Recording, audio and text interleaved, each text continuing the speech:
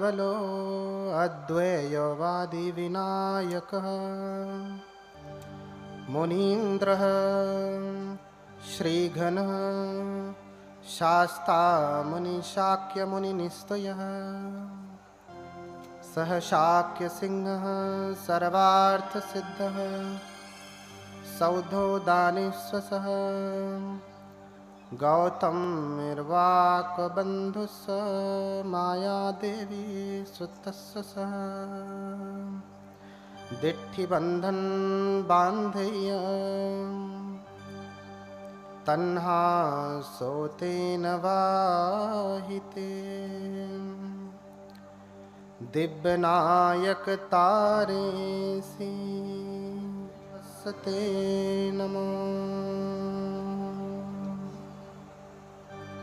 साधु साधु साधु।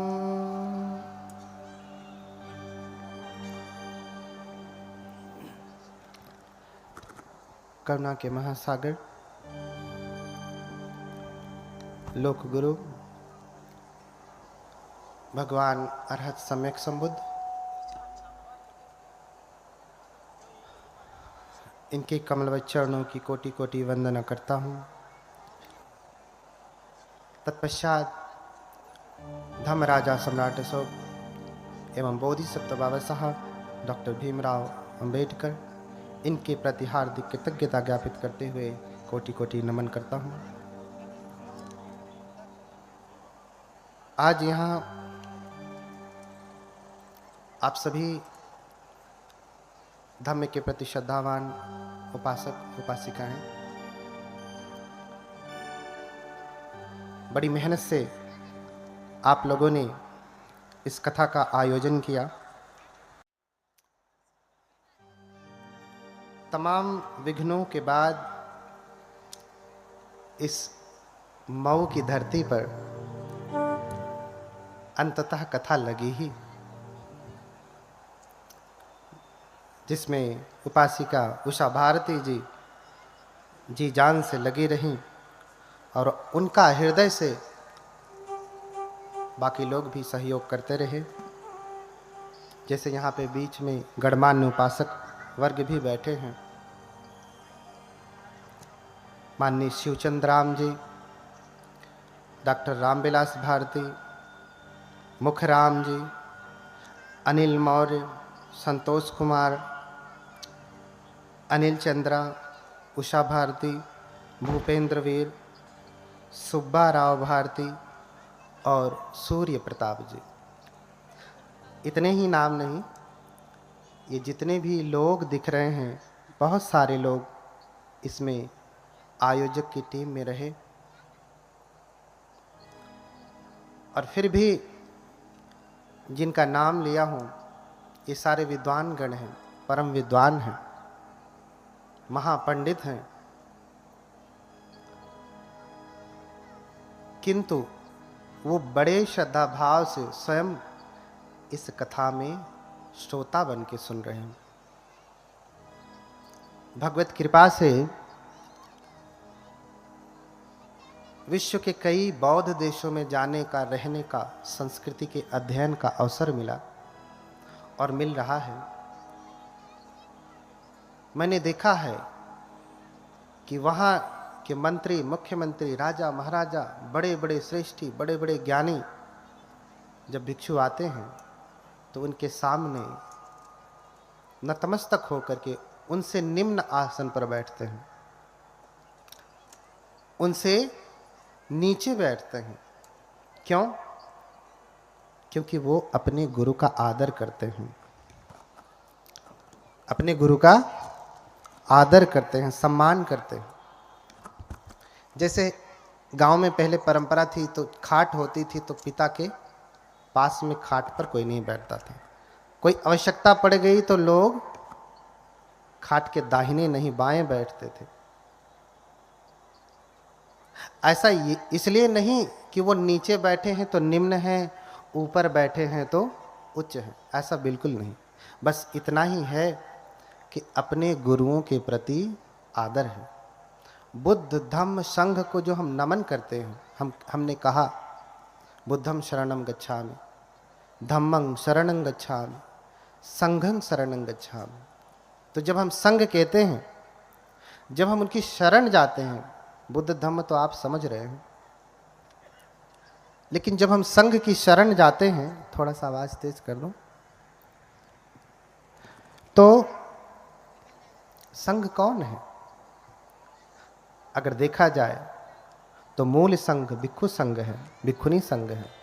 द्वितीयक संघ उपासक संघ, उपासिका संघ। तो संघ की शरण जाने का तात्पर्य ही हुआ कि हम संघ का आदर करते हैं, संघ का सम्मान करते हैं। और ये सम्मान, ये गौरव बुद्ध के प्रति, धम्म के प्रति भारत में भी बढ़ रहा है। ऐसा देख करके बड़ा ही आनंद होता है। कभी कभी लोगों के मन में प्रश्न होता है कि वो तो ऊंचे बैठे, हम लोग नीचे बैठे। यहाँ बहुत सारे जैसे उपासक गण हैं, डॉक्टर रामविलास भारती राष्ट्रपति पुरस्कार से पुरस्कृत हैं, लेकिन जब शील की याचना करनी हुई तो वो अपने पैरों को मोड़ करके नीचे आपके साथ बैठ करके शील की याचना किए हैं, धम्म की महिमा को, गरिमा को समझते हुए। मैं तो राष्ट्रपति से नहीं सम्मानित हूं, राष्ट्रपति पुरस्कार से, लेकिन ये गौरव है धम्म के प्रति, संघ के प्रति, बुद्ध के प्रति। आज आप सभी लोग कथा सुनेंगे, बहुत सारे ऐसे शब्द मिलेंगे जो आपको पचेंगे नहीं, खाते ही उसमें उबाल आने लगेगा, जी मचलाने लगेगा सुनते ही। लेकिन ये 3 दिन का प्रोग्राम है। पहले दिन जी मचलाएगा, दूसरे दिन थोड़ा ठीक होगा, चौथे दिन रोग से मुक्ति हो जाएगी। शब्दों को लेकर के घबराने की आवश्यकता नहीं है। 3 दिन अगर आपने ठीक से सुना तो आपको अधिकतम शब्दों के उत्तर मिल जाने हैं। इसलिए शब्द को लेकर के आप परेशान न होइए। कभी देवता, कभी देवलोक, अन्य अन्य चीजें आपको सुनने को मिलेंगी। चूंकि ये जो कथा होगी ये मूल त्रिपिटक से होगी। त्रिपिटक क्या है? ये हम लोगों का बौद्ध ग्रंथ है, बौद्धों का धर्म ग्रंथ है। और ये मूल त्रिपिटक जो पूरे विश्व में मान्य है, वो 6वीं संगीति का, 6वें संगायन का, वो संगायन जिसमें स्वयं बाबा साहब रहे हैं, डॉक्टर भीमराव अंबेडकर रहे हैं, जिस संगीति में, जिनकी देखरेख में, जिनके अनुमोदन से 6वीं संगीति संपन्न हुई है। इसलिए जो प्रमाण होंगे, जो शब्द होंगे, उन्हीं त्रिपिटक से हैं। अगर उसमें अशुद्धि होगी, गड़बड़ी होगी आपको समझने में, तो थोड़ा रुकिएगा, क्योंकि मैं जो कहूँगा वो बाबा साहब द्वारा अनुमोदित त्रिपिटक से ही कहूँगा, तो उसका अर्थ होगा, उसे आप समझिएगा। कभी कभी आपको लगेगा ये तो मिलावट है, किसी अन्य धर्म जैसा है। फिर से वही कहता हूँ कि ये बाबा साहब द्वारा 6वीं संगीति से अनुमोदित त्रिपिटक के अनुसार है। तो एक बार सभी लोग बोलें भगवान बुद्ध की, बोलिए भगवान बुद्ध की, भगवान बुद्ध की। थोड़ा जगह ले सकते हैं, गर्मी हो रही है तो उधर पीछे तक जगह खाली है ना, थोड़ा सरक के बैठेंगे तो कम गर्मी लगेगी। देखिए, इसलिए हमने भी पंखा बंद करवा दिया, ताकि आपको ऐसा न लगे कि हम तो पंखा की हवा ले रहे हैं और आप गर्मी में बैठे। तो हम भी आपके जैसे पालथी मार के ही बैठे हैं, बस ऊंचा है। तो जितनी पीड़ा आपको होगी बैठने में, उतनी मुझे भी है। जितनी गर्मी आपको लगेगी उतनी मुझे भी लगेगी। इसलिए धैर्य पूर्वक सुने, क्योंकि हम ऐसे भगवान की कथा सुनाने जा रहे हैं। कथा तो बहुत सुनते हैं आप। कथा सुनने के बाद मन में प्रश्न आता है, या कभी कोई आपसे पूछता है कि अरे आप तो कथा सुन करके आई हैं, आपके भगवान तो ऐसा कर लेते हैं वैसा कर लेते हैं, कभी हवा में उड़ जाते हैं, कभी ये लीला कर लेते हैं, तो आप लोग क्यों नहीं करते? हमें भी तो करना चाहिए ना। हम कक्षा में जा रहे हैं, कक्षा में जा रहे हैं और गुरु हमें पढ़ा रहा है, क्या पढ़ा रहा है? कि पानी कैसे बनता है। और फिर कहे गुरु, शिक्षक कि चलो तुम भी H2O को मिला के पानी बनाओ, पूरा विधि बताया, तो आप बनाएंगे कि नहीं? बनाएंगे और बनेगा भी। और आप ये कह दें कि अरे वो तो वैज्ञानिक थे, उन्होंने बना दिया, हम कैसे बनाएंगे? तो फिर आपकी पढ़ाई का कोई अर्थ है? कोई अर्थ नहीं। ऐसे ही कथा आप सुनते हैं और सुनने के बाद कहा जाए तुम भी उस भगवान जैसे बनो, तो क्या उत्तर देते हैं? अरे वो तो भगवान है, वो तो सब कर सकते हैं, हम कैसे करें? हम तो इंसान हैं ना। तो फिर जब भाई भगवान है, उनका जीवन, उनका प्रसंग तुम्हारे लिए सार्थक नहीं, ये कक्षा तुम्हारे लिए सार्थक नहीं, तो सुनने का कोई अर्थ है? नहीं।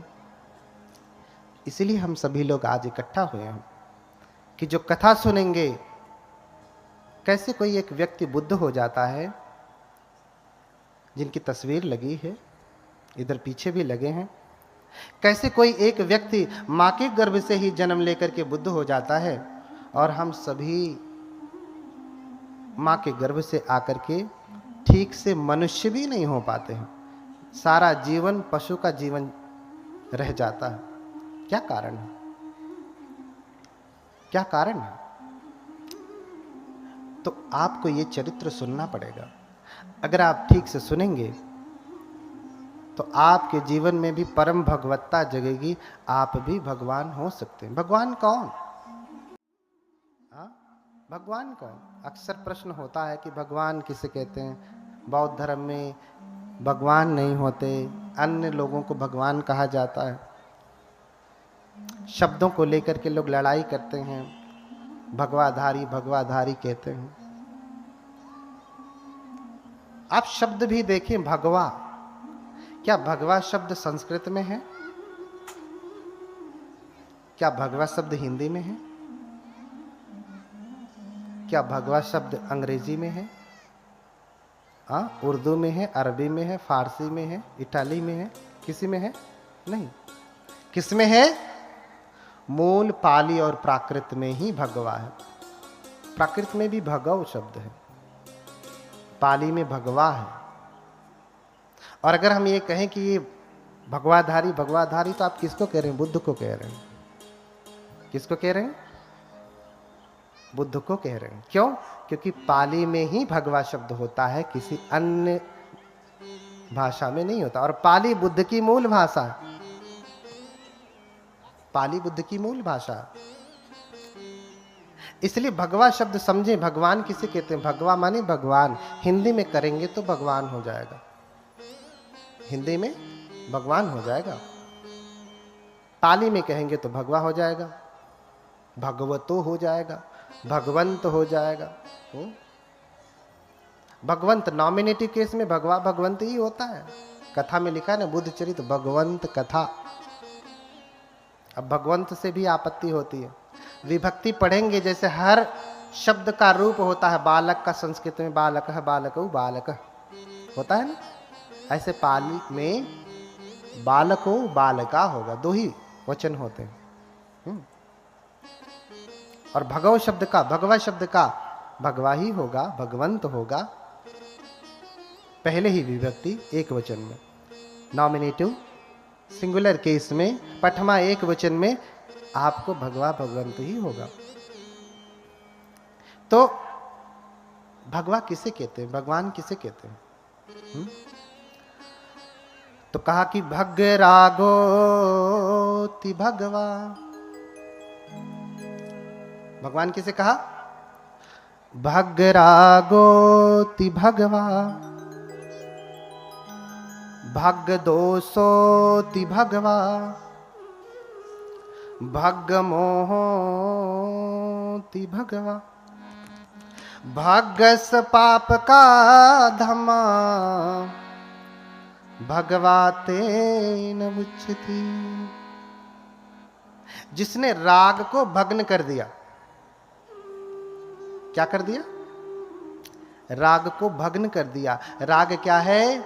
हमारी पांचों इंद्रियों के द्वारा जो आकर्षण होता है वही राग है। जैसे आंख से रूप देखा, रूप क्या है? जो भी चराचर जगत में दिखाई दे रही आंखों से, ऑब्जेक्ट जो भी है। हम आंख से सुंदर स्त्री देखते हैं तो क्या पैदा होता है? क्या पैदा होता है? राग की बड़ी सुंदर स्त्री है। कोई स्त्री पुरुष को देखती है इन्हीं आंखों से तो क्या पैदा होता है? चक्षुना संपस्स जो रूपं उपपज्यति चक्षु विज्ञानम। जब आंख से हम रूप देखते हैं तो क्या पैदा होता है? चक्षु का विज्ञान पैदा होता है। वो अच्छा और बुरा दोनों हो सकता है। स्त्री सुंदर है तो बहुत सुंदर है, स्त्री कुरूप है तो अरे, ऐसे पुरुष के संदर्भ में भी। तो जिसने राग को भग्न कर दिया, आंखों से हम राग पैदा करते हैं। देखिए, हम हर चीज से स्वाद लेते हैं, स्वाद नहीं लेते। जिस चीज में स्वाद नहीं है वो चीज आप कभी भी नहीं खाते। अच्छा, स्वाद आपने स्वाद लिया है? किस किस चीज से स्वाद लिया है बताएं?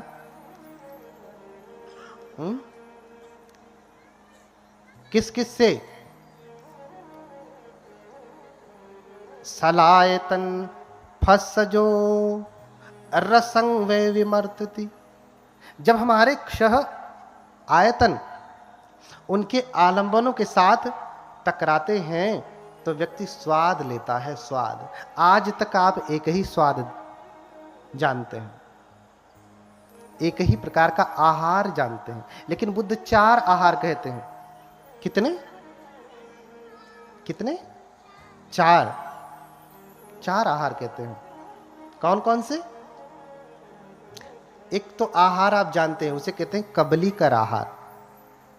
कबलीकारो आहारो, कबलीकार आहार अर्थात जिसे आप कबल बना के चबा करके चपर चपर चपर करके खाते हैं, वो क्या है? कबलीकर आहार। फिर क्या है? मनोसंचेतना आहार है।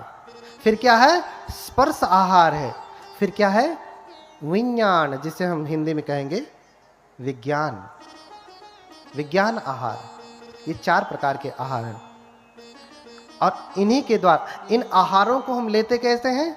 इन्हीं 5 इंद्रियों के द्वारा लेते हैं। आंख, कान, नाक, जीभ, त्वचा और मन। एक 6वीं इंद्री जुड़ती है जिसके द्वारा हम सारे रसों का आनंद लेते हैं। अच्छा, जिस चीज में स्वाद नहीं उसे आप खाते हैं? खाना कौन सा खाया? भोजन कौन सा किया? जिसमें स्वाद है। एक दिन अगर स्वादिष्ट भोजन न मिला तो आपका पेट न भरेगा। भरता है? नहीं भरता। हर चीज में तो आप तो स्वाद बस इतना ही जानते हैं कि यही स्वाद है, लेकिन नहीं, आंखों से भी स्वाद है। आपने वस्त्र कौन सा पहना? जो आंखों को स्वादिष्ट, आंख के द्वारा स्पर्श हुआ तो जो विज्ञान पैदा हुआ, जो स्वादिष्ट लग रहा है, वही स्वादिष्ट वस्त्र आपने पहना। नहीं पहना? आपकी अलमारी में हजारों जोड़े कपड़े रहे होंगे, हाँ, ऐसे गए होते, हाथ डाले होते पीछे, निकाल लिया, एक पहन लिया। ऐसा किया क्या? देखा कि इन हजारों में भी कौन सबसे ज्यादा स्वादिष्ट है, वही कपड़ा पहना ना, वही वस्त्र पहना। ऐसे ही कान से व्यक्ति स्वाद लेता है, कान से स्वाद लेता है। बढ़िया गीत चले तो आदमी स्वाद लेता है, गाली देवे तो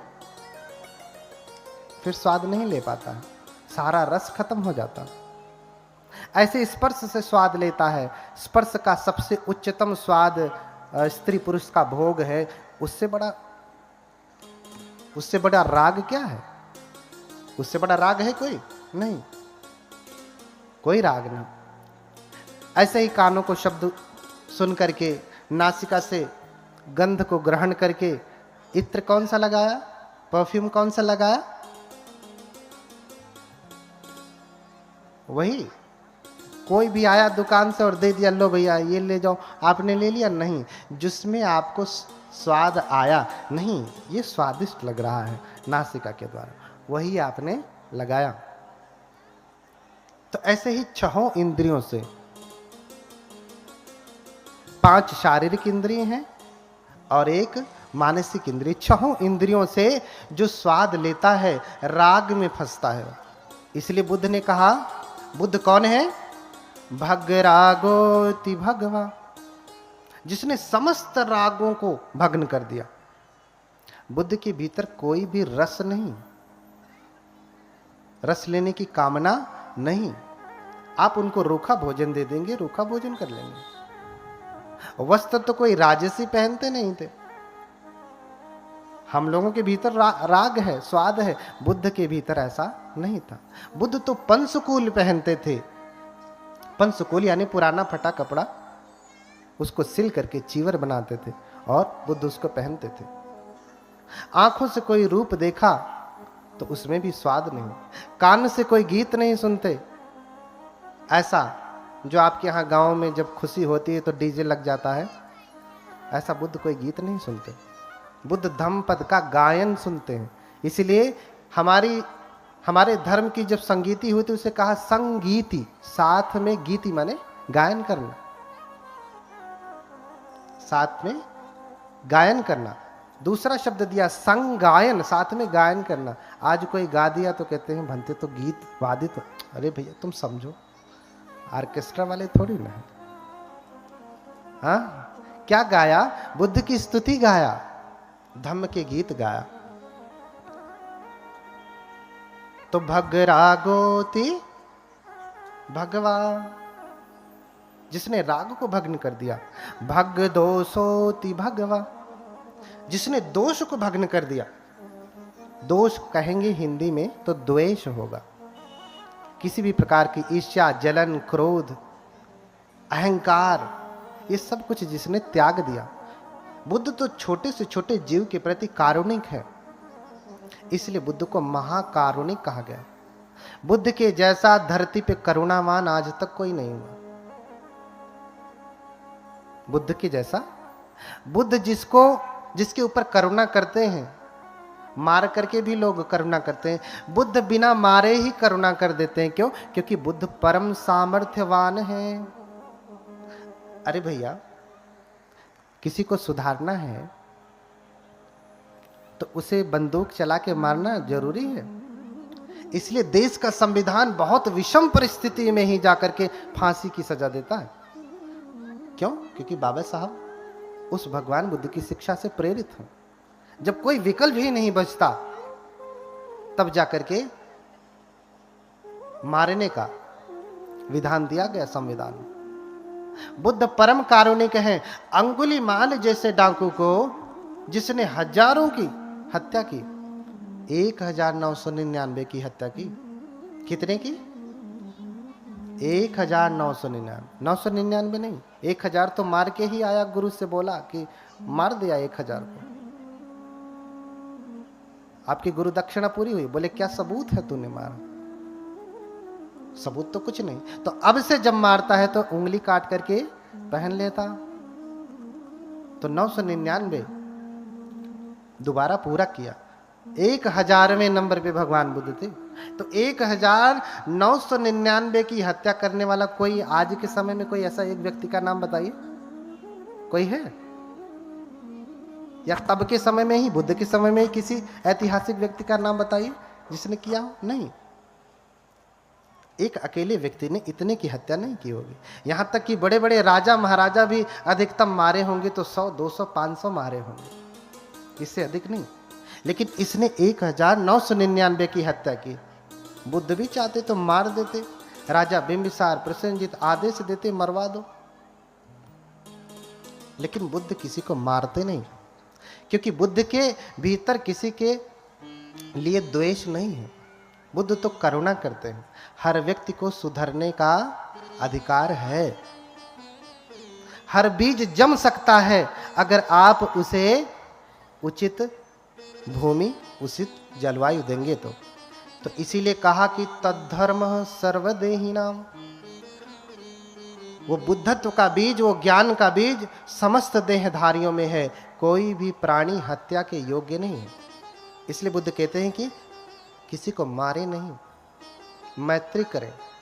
और जब किसी से आप मैत्री करेंगे तो मारने की नौबत नहीं आएगी। आप अपने बेटे को मार सकते हैं, बेटी को मार सकते हैं?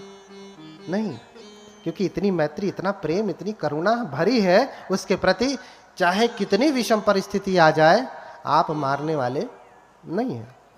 इसलिए माँ के प्रेम को, माँ की मैत्री को सर्वश्रेष्ठ प्रेम, मैत्री और करुणा कहा। तो बुद्ध अंगुलीमाल जैसे व्यक्ति को भी मारते नहीं, उसे रास्ते पे ला देते हैं। क्यों? क्योंकि बुद्ध परम सामर्थ्यवान है, बिगड़े से बिगड़े व्यक्ति को भी सीधा कर लेते हैं। इसलिए बुद्ध को कहा गया सत्ता देव मनुष्यानम। बुद्ध क्या है? शास्ता है। हम वंदना में करते हैं हर दिन, सत्ता देव मनुष्यानंग बुद्धो भगवाती, कहते हैं ना। भगवान बुद्ध मनुष्यों और देवताओं के भी गुरु हैं। आप रोज पाली में वंदना करेंगे, सत्ता देव मनुष्यानंग बुद्धो भगवाती। देव मनुष्यानम, अगर मनुष्य ही देव होता है तो फिर दूसरा शब्द लगाने की क्या आवश्यकता है? मनुष्य ही देव होता है तो दूसरा शब्द लगाने की क्या आवश्यकता? सत्ता मनुष्यानंग बुद्धो भगवाती, देव मनुष्यानम क्यों कहा? तो बुद्ध परम सामर्थ्यवान है, बिना मारे, बिना चोट पहुंचाए व्यक्ति को सन्मार्ग पे लगा देते हैं। भैया तुम सच में भगवान हो तो ठीक करके दिखाओ ना, गोली मारना तो आम आदमी कर लेता है। इसलिए भग दोषोति भगवा, भगवान समस्त दोषों से विरहित है। और भग मोहोति भगवा, भगवान के भीतर कोई मोह नहीं, कोई अज्ञानता नहीं, कोई मूढ़ बुद्धि नहीं। इसलिए जब उन्हें शरीर त्यागना था तो अज्ञान में शरीर नहीं त्यागे, अपितु घोषणा कर दी, आज से 3 महीने बाद, जगह भी बता दिया, समय भी बता दिया, आज से 3 महीने बाद कुशिनारा में 2 साल वृक्षों के नीचे अंतिम पहर, तीसरे पहर में मैं अपने शरीर को त्याग दूंगा। और हुआ भी ऐसे। भगवान 3 महीने बाद कुशिनारा, कुशीनगर में पहुंचते हैं, 2 साल वृक्षों के नीचे लेटते हैं और अंतिम पहर जैसे ही शुरू होता है भगवान अपने शरीर को त्याग देते हैं। ऐसा कोई हुआ आज तक जिसने कहा कि इतने बज के इतने मिनट पे मरूंगा और मर गया? बता दे। क्यों? क्योंकि बुद्ध सारे मोहों से विरहित है। बुद्ध परम सजग है, परम ज्ञानी है। उनके भीतर मोह अर्थात बाल बुद्धि, अज्ञानता, मूर्खता, बुद्ध उन सब से परे हैं। इसलिए भग रागोति भगवा, भग दोषोति भगवा, भग मोहोति भगवा, भगस पाप का धम्मा भगवाते न उच्चति। जिसने समस्त पापों को उत्पन्न करने वाली जड़ को ही भग्न कर दिया, तोड़ दिया, खंडित कर दिया, उसे क्या कहते हैं? भगवान कहते हैं। भगवान, उससे भगवान कहते हैं। यानी बुद्ध किसी भी प्रकार का दोष नहीं करते। बुद्ध पत्नी के साथ नहीं रहते, बुद्ध बच्चे को के साथ नहीं रहते, बुद्ध गृहस्थी में नहीं रहते, बुद्ध ऐसा कोई कार्य नहीं करते जिससे पाप पैदा होता है या पाप को बढ़ावा मिलता। भग्गस पाप का धम्मा, जितने धर्म अर्थात क्या होता? भग्गस पाप का धम्मा, धर्म का अर्थ आप क्या समझते हैं? धम्म अर्थ आप क्या समझते हैं? अगर आप पाली पढ़ेंगे तो बहुत सारे अर्थ हैं धम्म के, एक ही अर्थ नहीं है। धम्म का मतलब बौद्ध धर्म ही नहीं होता। धम्म का मतलब होता है नैसर्ग का नियम, प्रकृति का नियम, फेनोमेना। और डॉक्ट्रिन भी होता, बुद्ध की शिक्षा भी होती है। तो जितने भी पाप को उत्पन्न करने वाले ताड़ित नहीं होता। आप विदेशों की बात छोड़ दीजिए, भारत में ही कोई ऐसा राज्य बता सकते हैं जहां सिर्फ बौद्ध लोग हैं? सुना? बता सकते हैं? सिक्किम का नाम सुना है? पूरे बौद्ध लोग हैं। यहां तक कि अरुणाचल में भी बौद्ध लोग हैं। आप जाएंगे हिमाचल में तो अधिकतम संख्या तिब्बती बौद्ध धर्म को मानने वाले हैं। लद्दाख जाएंगे, पूरे कौन है? बौद्ध। कभी आपने सुना वहां पे ऐसा होता? अपवाद तो हर जगह है, लेकिन आपने सुना कि वहां किसी के साथ दुर्व्यवहार हो रहा? जैसे आज आपके प्रदेश में खड़े खड़े बहन बेटियों की इज्जत नहीं रह जाती, ऐसा आपने सुना कभी किसी न्यूज़पेपर में? सुना होगा तो वर्ष में एक आध बार। कितनी बार?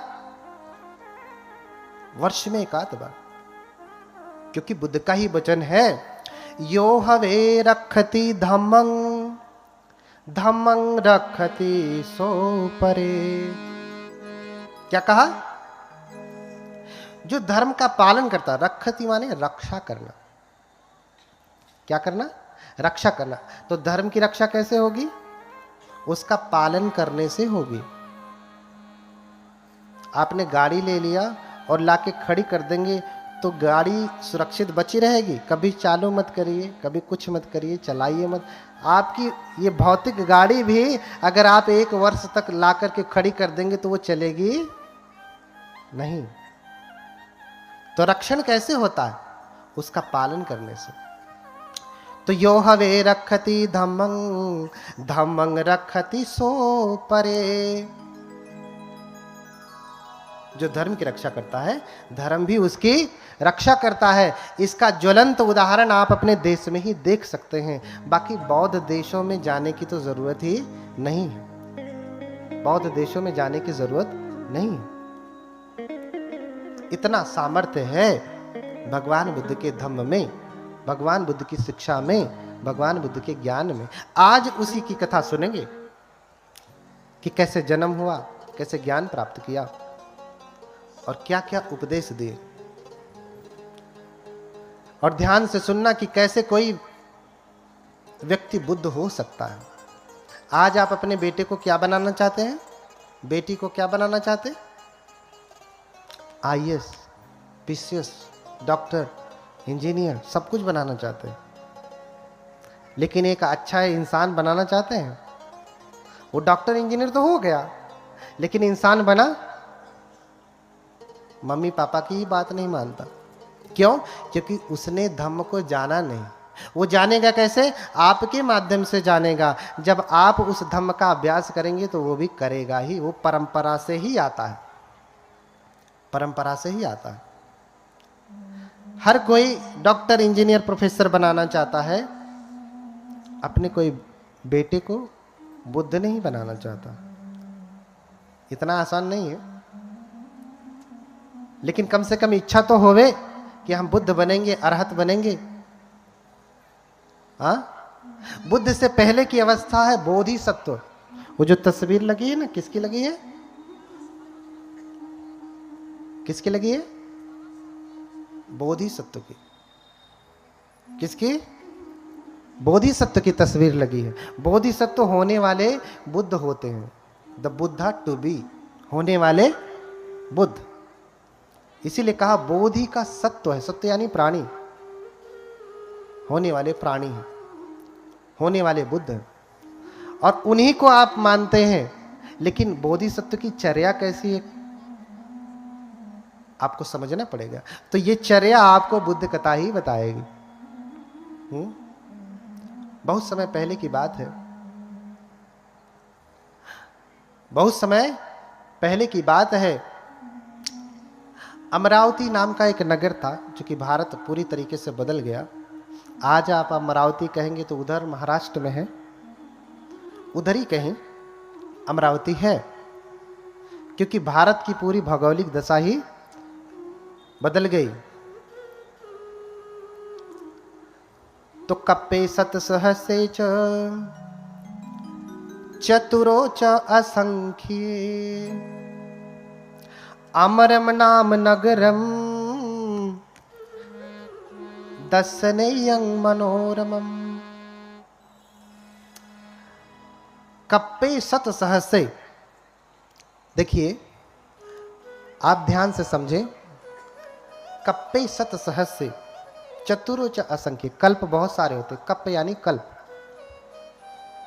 एक कल्प होता है जिसे हम आयु कल्प कहते हैं, दूसरा कल्प होता है अनंतर कल्प, तीसरा कल्प होता है असंख्येय कल्प, और अंतिम जो कल्प होता है वो क्या होता है? महाकल्प। ये 4 कल्प होते हैं। अब कल्प किसे कहते हैं? कल्प किसे कहते हैं? कल्प समय को नापने का एक पैमाना है। जैसे हम समय को कैसे नापते हैं? 1 सेकंड, 2 सेकंड, 1 मिनट, 2 मिनट, 1 घंटे, 2 घंटे, 1 महीने, 2 महीने, हाँ 1 वर्ष, 2 वर्ष, ऐसे नापते हैं ना। लेकिन कुछ समय इतना लंबा होता है कि इसे महीने, 2 महीने, वर्षों में भी नापा नहीं जा सकता, इतना लंबा होता है। तो इसे नापने के लिए कल्प कहा, उसे नापने के लिए कल्प दिया। और कितना कल्प? कप्पे शत सहस्रे, 100,000 कल्प, चतुरो च असंख्ये, और 4 असंख्य कल्प, 100,000 आयु कल्प और 4 असंख्य कल्प। मैंने 4 प्रकार के कल्प बताए, उसमें तीसरे नंबर का कल्प है असंख्य कल्प। एथंतरे यं चरितं सभ्यते बोधिपाचनं। एक कल्प समझिए, आयु कल्प कितना होता है? आयु कल्प आप समझते हैं, 100 साल का होता है, 100 से अधिक होगा, उसे हम आयु कल्प कहते हैं। लेकिन बुद्ध जिस कल्प की बात कर रहे हैं, जिन कल्पों में होते हैं, वो कल्प बड़ा लंबा होता है। तो उदाहरण दिया कि पर्वत की चोटी को रेशम के कपड़े से प्रत्येक 100 वर्ष में एक बार पोंछा जाए। समझ पा रहे हैं? पर्वत की चोटी को रेशम के कपड़े से 100 वर्ष में एक बार पोंछा जाए, तो उस चोटी को समाप्त होने में जितना समय लगता है उसे एक कल्प कहते हैं। कितना समय लगेगा? पर्वत की चोटी को रेशम के कपड़े से 100 वर्ष में एक बार पोंछा जाए, तो चोटी को समाप्त होने में जो टॉप पोर्शन होता है, जितना समय लगता है उसे क्या कहते हैं? एक कल्प कहते हैं। अब इसे आप वर्षों में बता सकते हैं, कितने वर्ष में खत्म होगा? कितने हजार वर्ष में? नहीं। दूसरा उदाहरण दिया हमारे त्रिपिटक में कि 1 योजन लंबा, 1 योजन चौड़ा, 1 योजन ऊंचा कोई भेरी हो। भेरी यानी बॉक्स समझिए आज के समय में। 1 योजन कितना होता है? 1 योजन में 3 कोस, और 1 कोस में 3 किलोमीटर। कहीं कहीं 4 का वर्णन है, 3 ही मेजर समझा जाता है। तो 1 योजन में कितने किलोमीटर हो गए? 9। 1 योजन में 3 कोस, और 1 कोस में कितने किलोमीटर? 3। तो 3 तिया 9। कोई भेरी यानी बॉक्स समझिए, कोई डब्बा हो, कंटेनर हो जिसमें आप चावल वावल रखते हैं ना, कितना बड़ा हो। देखिए बुद्ध कब पैदा होते हैं, बुद्ध कैसे पैदा होता है, कितना समय लगता है। अभी समय बता रहा हूं कितने समय में पैदा होते हैं, कैसे पैदा होते हैं। 9 किलोमीटर लंबा, 9 किलोमीटर चौड़ा और 9 किलोमीटर ऊंचा क्या हो? भेरी हो। और उसमें क्या रखे हो? सरसों के दाने रखे हो। प्रत्येक 100 वर्ष में एक सरसों का दाना निकाला जाए, तो दाना समाप्त होने में जितना समय लगता है उसको क्या कहते हैं? एक कल्प कहते हैं। ये कल्प की व्याख्या उसी त्रिपिटक से है जिस त्रिपिटक का अनुमोदन स्वयं बाबा साहब ने किया। ये बुद्धों का कल्प है, उत्पन्न होने का समय है, बुद्धों के उत्पन्न होने का समय है। तो इसको आप कितने वर्षों में गणना करके बता सकते हैं? 1000, 2000, लाख, करोड़ नहीं, ये वर्षों में बताया नहीं जा सकता कि कितना लंबा समय, बहुत लंबा समय आप अनुमानित कर लीजिए। तो इस प्रकार से एक अमर नाम का नगर था। एक तपस्वी थे सुमेध, जो तपस्या करते थे। क्या करते थे? तप करते थे। हिमालय में जाकर के तप करते थे। क्यों तप करते थे? क्योंकि जब उनका जन्म हुआ तो माता पिता सब कुछ छोड़ करके चले गए। सबके माता पिता सब कुछ छोड़ के ही जाते हैं, लेकिन किसी की आंखें खुलती हैं, किसी की नहीं खुलती हैं। और जब सब कुछ छोड़ करके गए तो सुमेध सोचने लगे कि इतने मेरे पितामह सामर्थ्यवान थे, मेरे पिता सामर्थ्यवान थे, लेकिन ये कुछ भी लेकर के नहीं गए। क्यों? क्योंकि पूरी हवेली बनाया, और जब खाता बही वाला पूरा निकाल करके विवरण दे दिया कि इतना तुम्हारे पिता का धन है, इतना तुम्हारे पितामह का धन है, ऐसे करके यावता सत्तमः युगा 7 पीढ़ियों का पूरा विवरण दे दिया कि ये परंपरागत चलने वाला धन है। तो सुमेध सोचने लगे, मेरे पिता भी नहीं लेकर के गए, दादा भी नहीं लेकर गए, परदादा भी नहीं लेके गए, उनके भी पिता दादा परदादा, उनके ऐसे 7 पीढ़ियों तक से कोई नहीं लेकर के गया। ये धन तब से है, तो क्या मैं जब मरूंगा तो इसे लेकर के जाऊंगा? हाँ, क्या मैं इसे लेकर के जाऊंगा? नहीं। जब वो खाली हाथ से गए तो मैं भी खाली हाथ से ही जाऊंगा, हाथ में लेकर के नहीं जाऊंगा। इसलिए कबीरदास कहते हैं कि कबीर सोधन संचिए जो आगे को होए, अरु शीस चढ़ाए पोटली ले जात न देखा कोई। किसी को देखा आपने? ऐसे धन का संग्रह करें जो आगे को होए, अर्थात आपके साथ वो धन चले। जहां आप जाएं आपके साथ आपका धन जाए। तो कौन सा धन जाएगा? जो अलमारी में रखा है, कि जो बैंक में रखा है, कि जो आपने यहाँ पे बनाया है, ये जाएगा? तो इसलिए कबीरदास कहते हैं कि कबीर सोधन संचिए जो आगे को होए, जो आगे आगे चले, आपके साथ चले। क्यों? क्योंकि शीस चढ़ाए पोटली। गठरी बांध करके देखा किसी को? ले जात न देखा कोई। सर पे बांध करके कोई लेके जाता नहीं। अरे उस समय भाई गठरी थी, फट जाती होगी रास्ते में। आज तो बढ़िया बढ़िया सूटकेस है, लुई फिलिपी तो कौन कौन सा है, भर लो इसमें, लेके जाना। महंगे वाले 10,000 20,000 1 लाख का बैग बनवा लो, उसमें लेके जाना। ले जा पाएंगे? नहीं। कोई ऐसा बैग नहीं बना, कोई ऐसी गठरी नहीं बनी जिसमें आप लाद करके लेकर के जाएंगे। तो यही सोच रहे हैं सुमेध कि मैं सर पे लाद करके लेकर के जाऊंगा नहीं। इसलिए मुनादी करवा देते हैं कि जिसको जो चाहिए सो ले जाए। मुनादी करवा दिया कि मेरे घर में जो कुछ भी है, जिसको जो चाहिए सो ले जाए। एक बार आप अपना घर खुला करके छोड़ दीजिए और कहिए जिसको जो चाहिए सो ले जाए, तो गरीब तो छोड़ दीजिए, धनवान भी लूटने पहुंच जाएगा। गरीब बाद में पहुंचेगा, धन अरे रुक, अमीर तो पहले ही उसे अपना रौब दिखा करके रोक देगा। हाँ, तो एक एक करके सारे, जिसे धन मिला सो धन ले गया, जिसे आसन मिला आसन ले गया, जिसे चारपाई मिली चारपाई ले गया, बेड ले गया, बिस्तरा ले गया, कंबल ले गया। हाँ, दरवाजा तक तोड़ के, खिड़कियां तक तोड़ करके लोग लेके चले गए। बस उनके इमारत का ढांचा बना। देख करके सुमेध हंसते हैं कि ये कितने ज्ञानी लोग हैं। इन्हें लगता है मैं लुटा रहा हूं तो मैं खो रहा हूं, और ये लेके जाएंगे तो ये बचा लेंगे।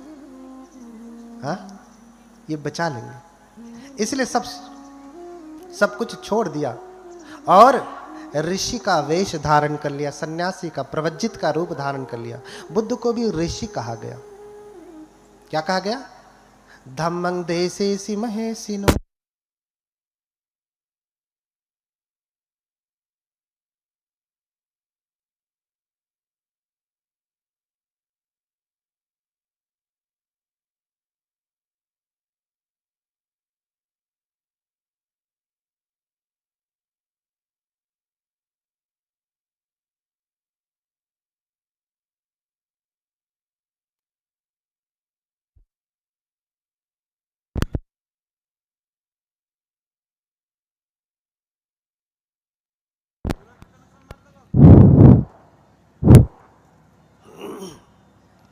बोलिए भगवान बुद्ध की।